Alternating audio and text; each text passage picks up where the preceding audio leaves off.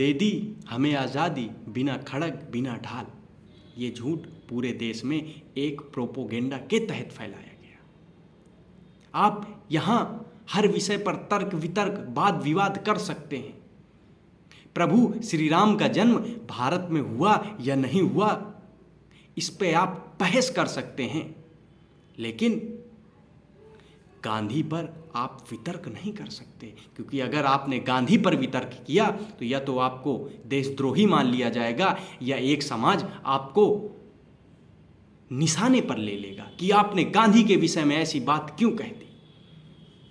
अगर गोडसे ने गांधी को मारा तो गोडसे ने जो किया उसे उसकी सजा मिली, और कोई भी सब समाज हत्या के पक्ष में खड़ा नहीं हो सकता। मैं भी यहाँ गोडसे के पक्ष में नहीं खड़ा, लेकिन उनकी हत्या से कई बातें सामने आती हैं कि आखिर वर्षों तक गांधी का भक्त रहने के बाद भी गोडसे ने उनके चरणों को छुआ और उनके सीने को गोलियों से छलनी क्यों कर दिया। कुछ लोग कहते हैं कि गांधी जी पाकिस्तान को 55 करोड़ देने के लिए अनशन पर बैठे, इसलिए लोग उनसे नाखुश थे। लेकिन कहीं ना कहीं गांधी विचारधारा और गांधी को ही देश जाने, ये पूरा का पूरा झूठ फैलाया गया। शुरू से ही जो गांधी अहिंसा की बात करते रहे, वो एक समय आने पर करो या मरो का नारा देने के लिए अहिंसात्मक हो गए। वहीं जब गोडसे ने गांधी जी से कहा कि जो यहाँ से हिंदू या मुस्लिम पाकिस्तान गए हैं, जो पाकिस्तान से निर्वासित होकर हिंदू यहाँ आए हैं, उनको रहने के लिए यहाँ से गए मुसलमानों की जगह दे दी जाए तो उन्हें भी छत मिल जाएगी, लेकिन गांधी इस बात पर कभी राजी नहीं हुए। ये वही गांधी हैं जिन्होंने कहा था कि अगर पाकिस्तान बनेगा तो मेरी लाश से बनेगा। आप सोच कर देखिए कि अगर आपका पिता आपसे कह दे कि आपको डरने की बात नहीं है, क्या तब भी आप डरेंगे?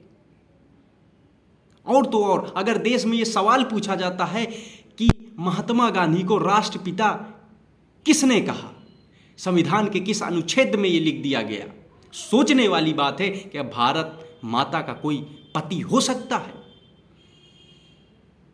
देश केवल गांधी को जाने और गांधी की विचारधारा को जाने, यहां तक झूठ फैलाया गया कि अगर भारत देश को कोई जाने तो गांधी की वजह से जाने। तो इस तकनिया नूसी समाज को ये सोचना चाहिए कि अगर गांधी थे तो केवल भारत देश की वजह से थे। हम भूल गए, बाकी क्रांतिकारियों और उनकी विचारधाराओं को भूल सा गए हैं। भगत सिंह, राजगुरु, सुखदेव, ऊधम सिंह, जिन्होंने जनरल ओडायर को मारने के लिए इंग्लैंड तक का सफर तय किया और जनरल ओडायर की आंखों में आंखें मिलाकर उसको गोलियों से छलनी कर दिया। जनरल ओडायर ने ऊधम सिंह के पिता का कत्ल नहीं किया था। उनका मानना था कि हर एक भारतीय उनका अपना है।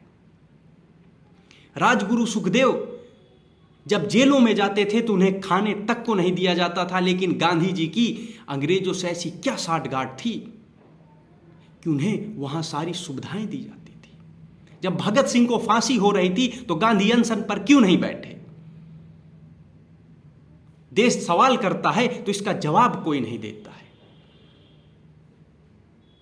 लेकिन जब भगत सिंह से कहा गया कि आप अगर माफीनामा लिख देंगे तो सरकार आपको छोड़ देगी, अंग्रेजी सरकार, लेकिन उन्होंने जो शब्द कहे उसे सुनकर आप हतप्रभ हो जाएंगे। उन्होंने कहा अगर मैंने माफीनामा लिख दिया तो देश की माएँ कभी भगत सिंह नहीं पैदा करेंगी। देश के युवाओं को भी लगेगा कि जो भगत सिंह मौत से डर गया, मतलब मौत बड़ी भयंकर चीज होगी कोई। उन्होंने माफीनामा नहीं लिखा, उन्होंने अपना लहू बहा दिया ताकि हम आज़ादी में सांस ले सकें। लेकिन देश जिसे भूलने की बीमारी है, इतिहास से कुछ सीखना नहीं चाहता है। वो भूल चुका है कि बाकी विचारधाराएं कहाँ चली गईं। गांधी विचारधारा हो सकते हैं, देश नहीं हो सकता।